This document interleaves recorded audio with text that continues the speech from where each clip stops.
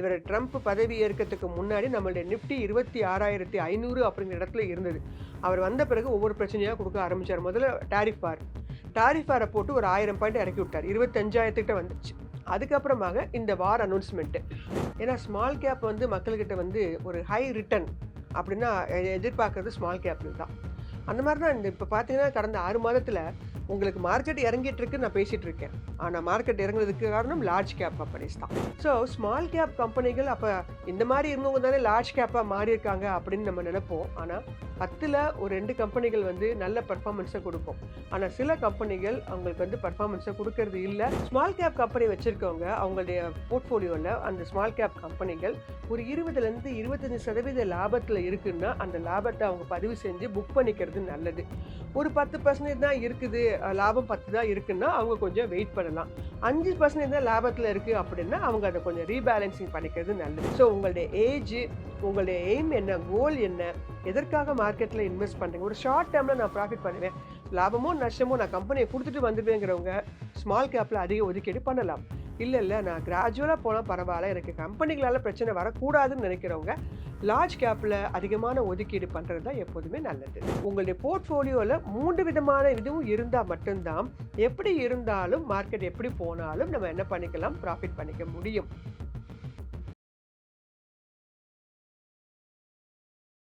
வணக்கம் மேம். வணக்கம்மா. எப்படி இருக்கீங்க? நல்லா இருக்கேம்மா. மேம், இப்போ இருக்க சிச்சுவேஷன்ல நம்மளோட இந்தியாவோட ஷேர் மார்க்கெட் ஒரு டவுன் ட்ரெண்ட்ல இருக்கு அப்படின்ற மாதிரி சொல்றாங்க. ஸோ நெக்ஸ்ட் 6 மந்த்ஸ்ல ஓவரால் மார்க்கெட்ல அவுட்லுக் எப்படி மேம் இருக்கும்? நிச்சயமாகம்மா. மார்க்கெட் வந்து நிஃப்டி வந்து 23,000 அப்படிங்கிற இடத்த இன்றைக்கு நம்ம பேசுகிற இன்றைக்கு வரைக்கும் அது பிரேக் பண்ணலை. 23,000ங்கிறது ஒரு ஸ்ட்ராங்கான சப்போர்ட்டாக வெயிட் பண்ணிட்டு இருக்கோம். ரொம்ப கொஞ்சம் பேனிக்காக தான் இருக்குது. ஏன்னா 23,000 இது வரைக்கும் கடந்த 1 வருஷமாக 2 வருஷமாக பிரேக் பண்ணவே இல்லை. 23,500, 24,000 நிஃப்டி சொல்லிட்டு இருக்கேன். அந்த பாயிண்ட்ல தான் நின்றுட்டு இருந்தாங்க. ஆனால் இந்த ஒரு வாரமாக பார்த்தீங்கன்னா 23,000 நெருங்க ஆரம்பிச்சிருச்சு.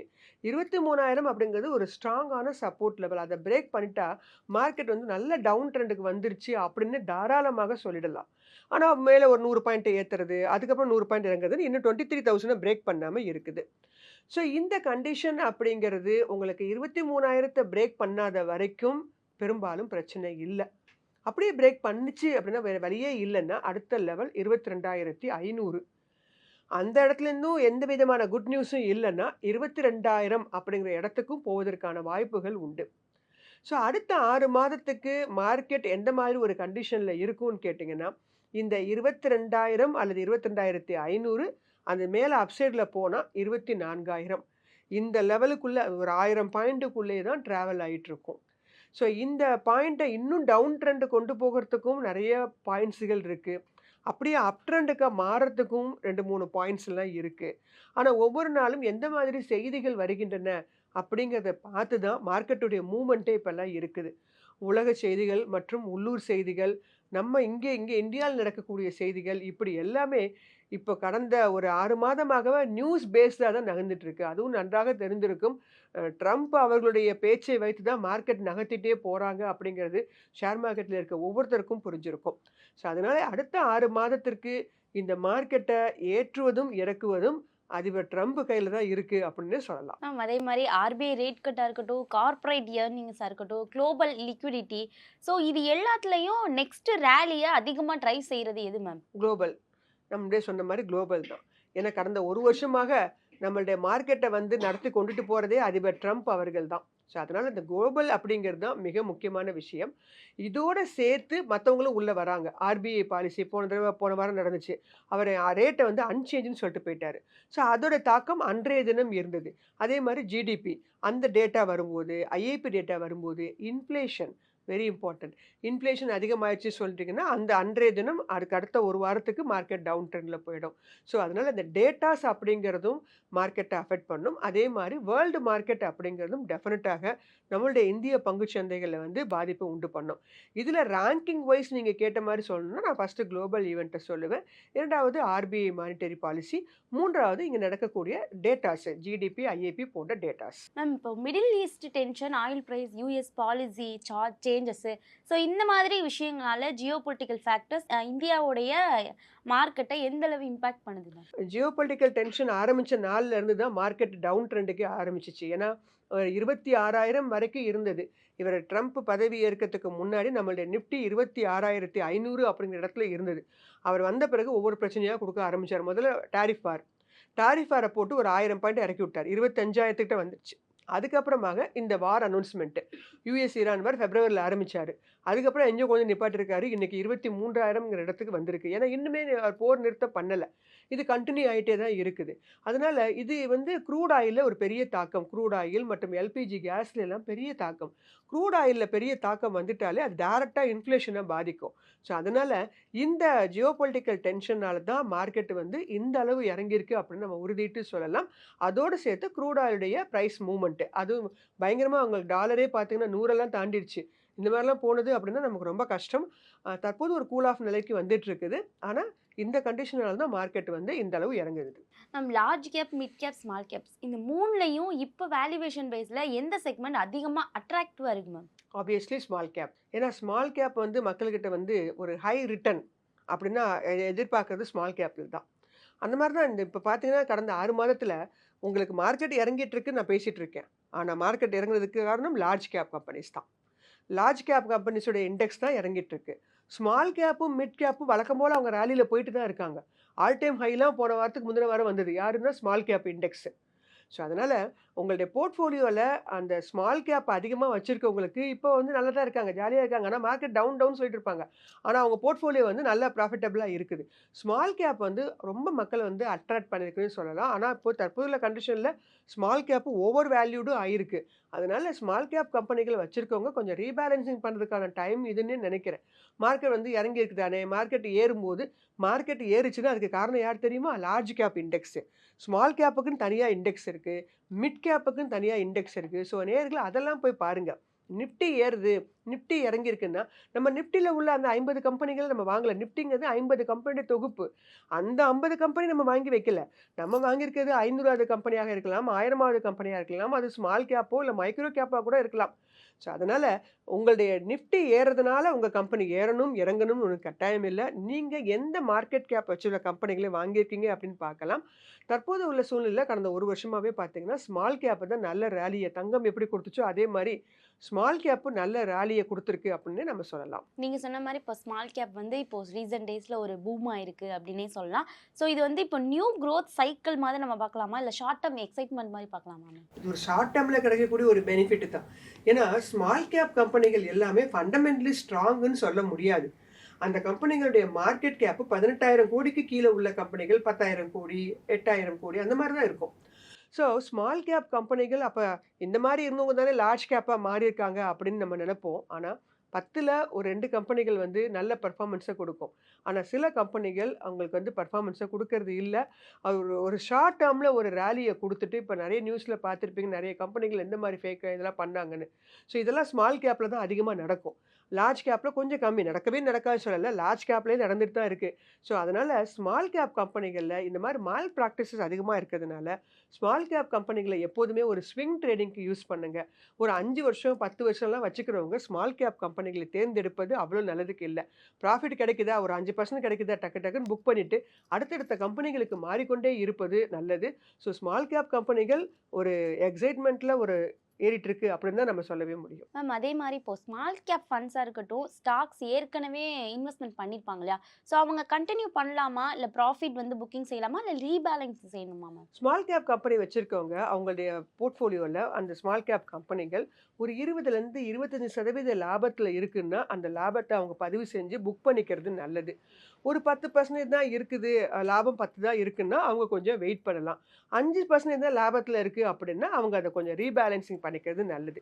உங்களுடைய ப்ராஃபிட் பெர்சன்டேஜ் எவ்வளோ காட்டுது அப்படிங்கிறத வச்சு நீங்க அத ரீபேலன்சிங் பண்ணிக்கலாம். 25, 30லாம் தாண்டுதுன்னா நீங்க புக்கிங் பண்ணிக்கிறது நல்லது.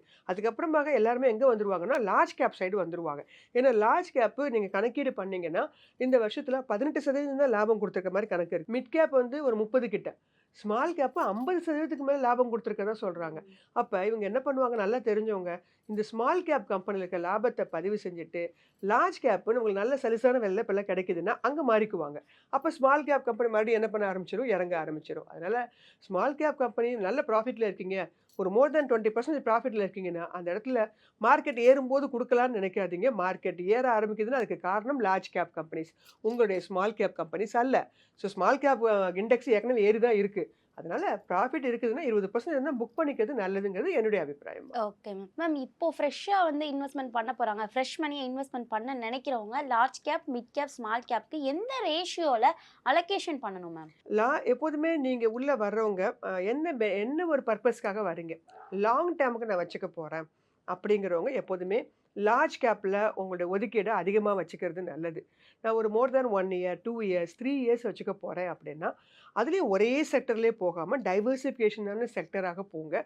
அப்படி போயிட்டு லார்ஜ் கேப்ல கொஞ்சம் அதிக ஒதுக்கீடு குடுக்கலாம்.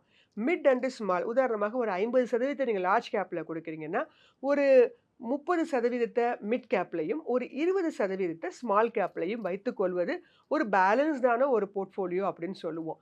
இது வந்து இந்த இந்த மாரி ரேஷியோல போறவங்களுக்கு ரிஸ்க் கம்மி, ரிட்டர்னும் ஓரளவு தான் வரும். இதுவே ஹை ரிஸ்க் எடுக்க விரும்புறேன் அப்படிங்கிறவங்க ரேஷியோவ மாத்துவாங்க. லார்ஜ் கேப்ல கொஞ்சம் கம்மி பண்ணிக்குவாங்க. 30% வச்சுக்கிட்டு, மீதி இருக்கிற 2த்தையும் மிட் அண்ட் ஸ்மால்ல வைப்பாங்க. அக்ரெசிவா நான் பண்ண போறேன். எனக்கு என்ன வந்தாலும் பரவால்ல, பிரச்சனை இல்ல அப்படிங்கிறவங்க 50%க்கும் மேல ஸ்மால் கேப்ல இன்வெஸ்ட் பண்ணுவாங்க. ஸோ உங்களுடைய ஏஜ், உங்களுடைய எய்ம் என்ன? கோல் என்ன? எதற்காக மார்க்கெட்ல இன்வெஸ்ட் பண்றீங்க? ஒரு ஷார்ட் டேர்ம்ல நான் ப்ராஃபிட் பண்ணுவேன். லாபமோ, நஷ்டமோ நான் கம்பெனிய குடுத்துட்டு வந்துருவேங்கிறவங்க, ஸ்மால் கேப்ல அதிக ஒதுக்கீடு பண்ணலாம். இல்ல நான் கிராஜுவலா போனா பரவால்ல. எனக்கு கம்பெனிகளால பிரச்சனை வரக்கூடாதுன்னு நினைக்கிறவங்க, லார்ஜ் கேப்ல அதிகமான ஒதுக்கீடு பண்றது தான் எப்போதுமே நல்லது. மேம் ஒன் டைம்ல பார்த்தோம் அப்படின்னா, இந்த ஐபிஓ உடைய லிஸ்டிங் டே வந்து ரொம்ப பெரிய ரிட்டர்ன்ஸ் குடுத்துச்சு அப்படின்னே சொல்லலாம். ஆனா இப்போ அந்த அந்த ஒரு எக்ஸைட்மென்ட் ரொம்பவே கம்மியான மாதிரி தெரியுது. ஸோ அதுக்கான ரீசன் என்ன மேம்? ஐபிஓ பார்த்தீங்கன்னா, கடந்த 6 மாதமாகவே பெரிய ஐபிஓஸ்லாம் ஒண்ணு கூட வரல. ஒரு மாசத்துக்கு ஒரு பெரிய பெரிய ஐபிஓஸ்ன்னு சொல்லுவோம். அந்த இஷ்யூ சைஸ் வந்து 10,000 கோடி, 8,000 கோடி அப்படிலாம் இருக்கும். பெரிய ஐபிஓஸ் இப்ப வரைக்கும் யாருமே வரல. ஆரம்பிச்ச நாள்லேருந்து அதிகபட்சமாக ஒரு 15லேருந்து 20 ஐபிஓஸ் வந்திருக்கும். அதுலயும் யாருமே பெரிய லெவல்ல ப்ராஃபிட்டையும் குடுக்கல. ஆனா போன வருஷம், அதுக்கு முந்தின வருஷம்லாம் ஐபிஓ வந்து பயங்கர கிரேஸ். எல்லாருமே ஐபிஓஸ்ல நெறைய வாங்குறது, அப்ளை பண்றது, லிஸ்டிங் டே அன்னைக்கு அத விக்கிறது, லிஸ்டிங் டே அன்னைக்கு வாங்கிட்டு லாபம் பண்றது, இப்படிலாம் இருந்தது. ஆனா 6 மாதமாக அந்த பிரைமரி மார்க்கெட் தூங்கியே போயிருச்சு அப்படின்னே சொல்லலாம். அதனால ஐபிஓஸ் மேல மக்களுக்கு இருந்த கிரேஸ் குறைஞ்சிருச்சான்னு இல்ல. நல்ல பல பெரிய கம்பெனிகள், புதிய கம்பெனிகள், நல்ல ஃபண்டமெண்டலி ஸ்ட்ராங்கான கம்பெனிகள் எல்லாமே வெயிட்டிங்ல இருக்காங்க. இந்த மாரி வார் அனவுன்ஸ்மென்ட் வரும்போது பெரும்பாலும் பெரிய பெரிய ஐபிஓஸ்லாம் வராது. இந்த வார்லாம் முடிஞ்ச பிறகு டெஃபினட்டாக நெறைய ஐபிஓஸ் வரும். அப்ப நம்ம அப்ளை பண்ணிக்கலாம். தற்போது வர சூழ்நிலை சின்ன சின்ன ஐபிஓஸ், சின்ன சின்ன கம்பெனிகள் தான் வந்துட்டு இருக்காங்க. ஸோ ஐபிஓல பெரும்பாலும் அத பண்றத தவிர்த்து விடுவது நல்லது. இந்த வார்லாம் முடிஞ்ச பிறகு நீங்க அதுக்கப்புறமா என்ன பண்ணலாம்? ஐபிஓஸ் கம்பெனிஸ்ல இன்வெஸ்ட் பண்ணிக்கலாம். என்னோட நெக்ஸ்ட் கொஸ்டினே தான் மேம். இப்ப இருக்க சிச்சுவேஷன் மார்க்கெட் சிச்சுவேஷன்ல இந்த நியூ ஐபிஓலாம் இன்வெஸ்டர்ஸ் அப்ளை பண்ணலாமா? இல்ல எக்ஸைட்டிங் குவாலிட்டி ஸ்டாக்ஸ்ல இன்னும் ஃபோக்கஸ் பண்ணா கரெக்ட்டா இருக்குமா மேம்? குவாலிட்டி ஸ்டாக்ஸ்ல பண்றது நல்லது. ஏன்னா குவாலிட்டி ஸ்டாக்ஸ் எப்போதும் உங்களுக்கு நல்ல அருமையான விலையில கிடைச்சிட்டு இருக்கிறாங்க. ஸோ அந்த மாரி கம்பெனிகளாக தேடி கண்டுபிடிச்சு நீங்க வந்து அப்ளை பண்ணி வாங்குங்க. இந்த ஐபிஓ கம்பெனிஸ் எல்லாமே ரொம்ப ஃபண்டமெண்டலி ரொம்ப புவரான கம்பெனிகள். ஒரு பெரிய ஒரு கிரேஸ் கிடையாது அந்த கம்பெனி. வர கம்பெனிகள்லாம் பார்த்தீங்கன்னா, சின்ன சின்ன கம்பெனிகள் தான் வந்துட்டு இருக்காங்க. ஸோ அதில போய் நம்மளுடைய இன்வெஸ்ட்மென்ட்ட வந்து பண்றதுங்கிறது ரொம்ப ரொம்ப ரிஸ்க் எடுக்கிற மாரி. ஸோ அதனால வளர்ந்த கம்பெனிகள் மிட் கேப்ல, லார்ஜ் கேப்லலாம் நல்ல அருமையான கம்பெனிகள் நெறைய உங்களுக்கு நல்ல ரேட்ல கிடைச்சிட்டு இருக்காங்க. அவங்க பீக்லேருந்து 50% இறங்கியிருக்காங்க. அந்த மாரி கம்பெனிகள தேடி கண்டுபிடிச்சு நீங்க வாங்குனீங்கன்னா, மறுபடியும் மார்க்கெட் ஏறும்போது நம்ம என்ன பண்ணிக்கலாம்? ப்ராஃபிட் பண்ணிக்கலாம். அது மாரி புது ஐபிஓஸ் அப்புறம் வருவாங்க. நல்ல ஃபண்டமெண்டலி ஸ்ட்ராங்கான ஐபிஓஸ் வரும்போது நம்ம இன்வெஸ்ட் பண்ணிக்கலாம். ஸோ இப்போது வரக்கூடிய ஐபிஓ கம்பெனிகளில் அப்ளை பண்றதோ, இன்வெஸ்ட்மென்ட் பண்றதோ தவிர்த்திடுங்க. நல்ல லிஸ்டட் கம்பெனிஸ் ஏற்கனவே இருக்கிற கம்பெனிகள் வாங்குறது தான் நல்லது. மேம் இன்னைக்கே ஒரு ரீட்டைல் இன்வெஸ்டர்ஸ பொறுத்தவரையும் அவங்களுடைய அந்த போர்ட்ஃபோலியோவ பில்ட் பண்ணணும் அப்படின்ற ஸ்டார்ட் பண்ணாங்கன்னா, நெக்ஸ்ட் 5 இயர்ஸ்ல வெல்த் கிரியேஷன்க்காக அவங்க பண்ண வேண்டிய ஒரு முக்கியமான 3 விஷயங்கள்லாம் என்ன சொல்வீங்க மேம்? ஒரு வெல்த் கிரியேஷன் ஒரு போர்ட்ஃபோலியோவ கட்டமைக்கிறீங்க அப்படின்னா, அதுல முக்கியமான 3 விஷயங்கள் இருக்கணும். என்னன்னு கேட்டீங்கன்னா, இடிஎஃப்ன்னு சொல்லக்கூடிய எக்ஸ்சேஞ்ச் ட்ரேடட் ஃபண்ட்.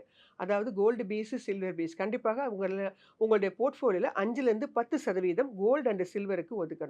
அதுக்கு அடுத்தபடியாக மியூச்சுவல் ஃபண்ட். மியூச்சுவல் ஃபண்ட்லயும் நீங்க எந்த மாரி ஃபண்ட் ஒதுக்கீடு பண்ண போறீங்க? கோல்டு, சில்வர இடிஎஃப்ல வாங்கிட்டு மியூச்சுவல் ஃபண்ட்லயும் வந்து அதே கோல்டு, சில்வர் மியூச்சுவல் ஃபண்ட் வாங்கக்கூடாது. நீங்க அங்க கோல்டு, சில்வர் வாங்கியாச்சு. அப்ப இங்க வந்து flexi cap fund, multi asset fund, multi cap fund அந்த மாதிரி ஃபண்டெல்லாம் இருக்குது. ஸோ அதில் வந்து நீங்கள் இன்வெஸ்ட் பண்ணணும் மியூச்சுவல் ஃபண்டை பொறுத்த மட்டும். இது 2வது. 3வது தனியாக டைரெக்டாக ஸ்டாக்ஸில் இன்வெஸ்ட் பண்ணுறது. டைரெக்டாக ஸ்டாக்ஸில் இன்வெஸ்ட் பண்ணும்போது ப்ளூ சிப் ஸ்டாக்ஸ் இருக்குது, டிவிடெண்ட் ஸ்டாக்ஸ்ன்னு இருக்குது, growth ஸ்டாக்ஸ்ன்னு இருக்குது. ஸோ அந்த மாதிரி ஸ்டாக்ஸ் எல்லாம் நீங்கள் கண்டுபிடிச்சு டைரெக்டாக கொஞ்சம் கொஞ்சம் இன்வெஸ்ட் பண்ணுறது. ஸோ இது இல்லாமல் உங்களுக்கு நன்றாக தெரியும் பட்சத்தில் பாண்டு தெரியும் அப்படின்னா பாண்டில் பண்ணலாம். பாண்டு எனக்கு தெரியாது, அதில் எனக்கு டைரெக்டாக இன்வெஸ்ட் பண்ண தெரியாது அப்படின்னா இங்கே டெட் ஃபண்ட்ஸ்னே இருக்குது நம்மளுடைய மியூச்சுவல் ஃபண்டில், அதில் நீங்கள் இன்வெஸ்ட் பண்ணிக்கலாம். ஸோ உங்களுடைய போர்ட்ஃபோலியோவில் 3 விதமான இதுவும் இருந்தால் மட்டும்தான் எப்படி இருந்தாலும் மார்க்கெட் எப்படி போனாலும் நம்ம என்ன பண்ணிக்கலாம், ப்ராஃபிட் பண்ணிக்க முடியும். ஸோ ஷேர் மார்க்கெட்டுங்கிறது அப்படிங்கிறது இன்ஸ்டண்ட்டாக ஒரு ஒரு ஒரு நாளில் ப்ராஃபிட் பார்க்கறதுக்கு, ஒரு மாதத்தில் ப்ராஃபிட் பார்க்கறதுக்கு இதெல்லாம். ஆனால் மியூச்சுவல் ஃபண்டு அப்படிங்கிறது லாங் டேர்மு. ETF அப்படிங்கிறதும் லாங் டேர்ம் தான். ஸோ லாங் டேர்முக்காக ஒரு விஷயம் ஒரு 50%, இன்ஸ்டன்ட்டுக்காக ஒரு 50% சேர்த்து நம்மளுடைய போர்ட்ஃபோலியோவை நீங்கள் டிசைன் பண்ணீங்க அப்படின்னா எந்த சிச்சுவேஷன்லையும் நம்ம பணம் பண்ணிக்க முடியும். Thank you ma'am. தேங்க்யூ.